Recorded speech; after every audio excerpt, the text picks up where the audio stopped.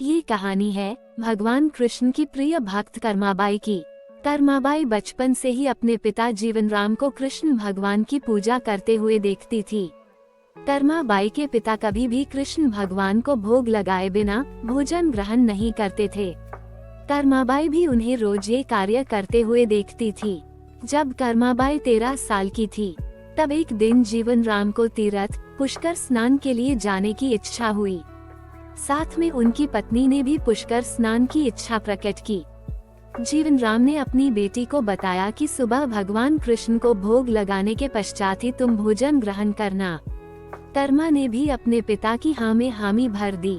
अगले दिन सुबह कर्माबाई ने उठकर सबसे पहले खुद स्नान किया, फिर गुड़ और घी डालकर बाजरे का खिचड़ा बनाया और भगवान कृष्ण की मूर्ति के सामने रख दिया और बोली, भगवान, मैंने आपका भोग रख दिया है, आपको जब भूख लगे तब खा लेना, तब तक मैं घर के काम पूरे कर लेती हूँ। इतना कहकर कर्मा अपने घर के कामों में जुट गई।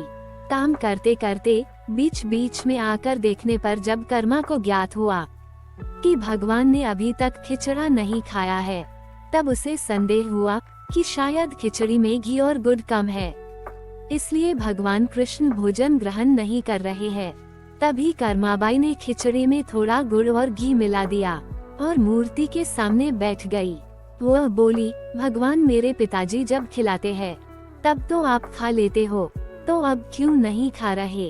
अभी पिताजी तो बाहर गए हैं, उन्हें आने में बहुत दिन लगेंगे, तब तक आपको भोग लगाने की जिम्मेदारी मुझे दी गई है, इसलिए जब तक आप भोजन नहीं खाएंगे मैं भी कुछ नहीं खाऊंगी। इस तरह जिद पर अड़ी नन्ही कर्मा की प्यारी बातों से कृष्ण भगवान का सिंहासन डोल गया और फिर मूर्ति में से आवाज आई, बेटी कर्मा, तुमने पर्दा तो किया ही नहीं, तो मैं भोजन कैसे ग्रहण करूं?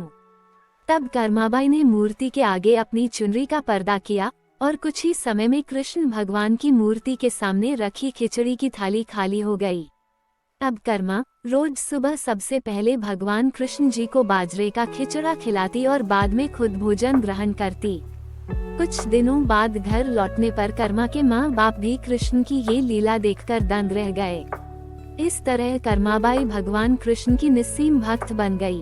अपने जीवन के अंतिम दिनों में कर्माबाई भगवान जगन्नाथ की नगरी जगन्नाथपुरी में एक कुटिया में बस गई थी। वहीं पर एक दिन कर्माबाई की कुटिया के सामने एक तेजस्वी कांति वाला बालक आया और उसने कर्माबाई से कहा, मुझे भूख लगी है, माँ, खाना दो।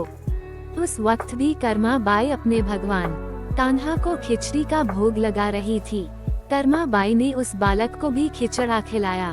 उसके बाद से वही बालक हर रोज कर्माबाई के हाथ का खिचड़ा खाने के लिए आने लगा। ये सिलसिला कई वर्षों तक चलता रहा। वह बालक कोई और नहीं, स्वयं जगन्नाथ भगवान थे, क्योंकि जिस दिन कर्माबाई का देहांत हो गया उस दिन जगन्नाथ भगवान की मूर्ति की आंखों से आंसू बह रहे थे और उसी रात मंदिर के पुजारी के स्वप्न में जगन्नाथ भगवान आए और अपने दुखी होने का कारण बताया कि उनकी परम प्रिय भक्त कर्माबाई गोलोक सिधार गई है। मैं रोज सुबह उसके हाथ की खिचड़ी खाता था, अब मुझे खिचड़ी कौन खिलाएगा? अगले दिन से मंदिर के पुजारियों ने निर्णय लिया कि भगवान जगन्नाथ को रोज बाजरे के खिचड़े का भोग लगेगा और उस भोग का नाम दिया गया कर्माबाई की खिचड़ी। जय जगन्नाथ।